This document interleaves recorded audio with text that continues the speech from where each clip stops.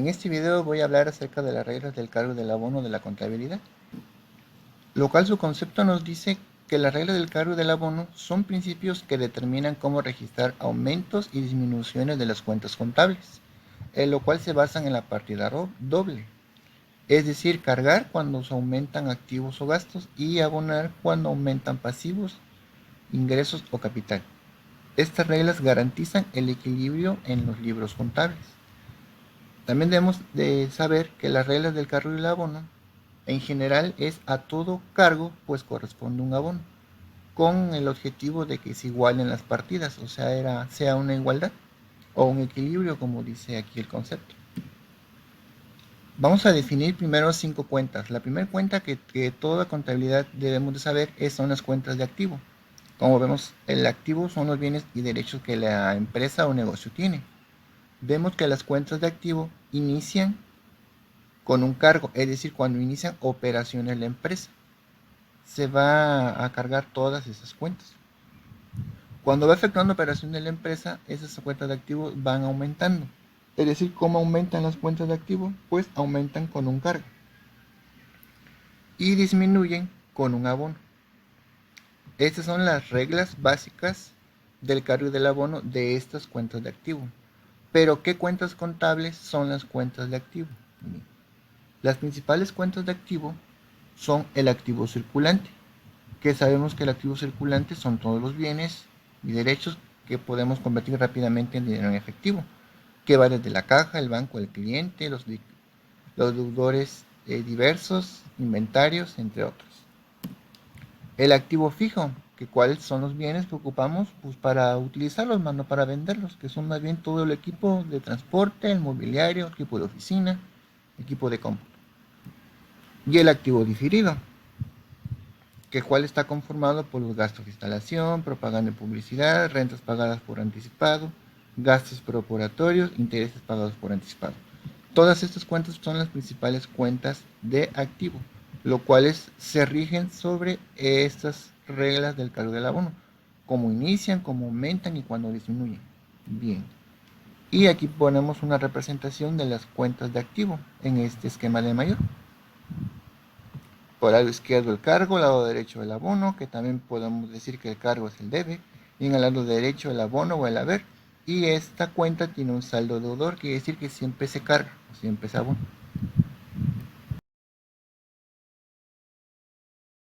Otras cuentas como son las siguientes. Las cuentas de pasivo, que el pasivo no es otra cosa más que las deudas y obligaciones de la empresa o el negocio. Las cuentas de pasivo inician con un abono, aumentan con un abono y disminuyen con un cargo. Pero ¿cuáles son esas cuentas de pasivo? Bien, las principales cuentas de pasivo son las siguientes. El pasivo a corto plazo, es decir, deudas y obligaciones menores a un año. En esas cuentas tenemos proveedores, acreedores diversos, documentos por pagar, impuestos por pagar. Y el pasivo a largo plazo, ya sea deudas y obligaciones a pagar a más de un año, que son acreedores hipotecarios, documentos por pagar a largo plazo, entre otros. Y podemos identificarlos con un esquema de mayor o de T. En este caso, las cuentas de pasivo inician con un abono, van del lado derecho, abono o el haber. Aumentan con un abono igual en el lado derecho y disminuyen con un cargo. En este caso aquí tenemos identificado la parte izquierda de la cuenta de T. Y tienen un saldo o una naturaleza acreedora, es decir, siempre su saldo va a ser abonado, o sea, la parte derecha del esquema de mayor. Otra cuenta que tenemos es el capital contable, que es la diferencia entre activo y pasivo. Inicia con un abono, aumenta con un abono y disminuye con un cargo. Es exactamente lo mismo como son naturalezas acreedoras de las reglas del cargo del abono del pasivo. ¿Y cuáles son esas cuentas de capital? Pues tenemos que el capital contribuido, es decir, el capital social, las aportaciones futuras de aumento, las primas de emisiones, entre otras. Y el capital ganado, que es utilidad del ejercicio, utilidades retenidas y reserva legal. Esas son las dos clasificaciones del capital contable, el contribuido y el capital ganado. Y aquí podemos reflejarlo en el esquema de mayor, que es exactamente lo mismo que en el pasivo. Tiene naturaleza acreedora de la cuenta.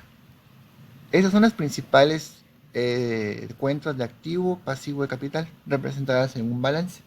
Pero también existen otras cuentas principales. Las cuentas, por ejemplo, los ingresos, que son los recursos económicos que una empresa o entidad recibe como resultado de sus actividades empresariales.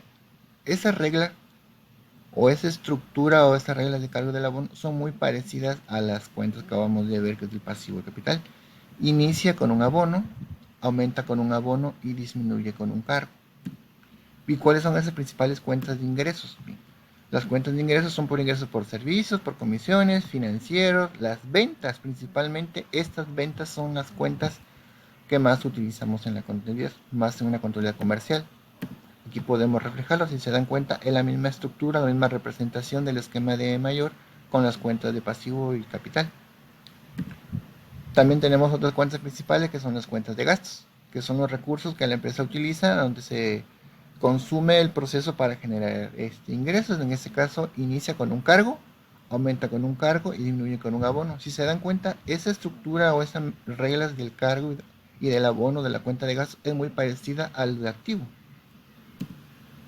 Las principales cuentas de gastos son, por ejemplo, gastos de venta, administración, financieros, administrativos, diversos y de operación. Aquí podemos representarlos. Tiene naturaleza deudora, es decir, siempre su saldo va a estar de este lado en deudor, es decir, la parte izquierda del esquema de T. Estas cuentas ingresos y gastos en las partidas o las partidas de contabilización están muy combinadas con las cuentas de activo, pasivo y capital, o sea, juegan un conjunto. Estas últimas de ingresos y gastos nos sirven para representar un estado de resultados y las anteriores, como son activo, pasivo y capital, es más bien para representar un balance general. Bueno, sería todo y muchas gracias.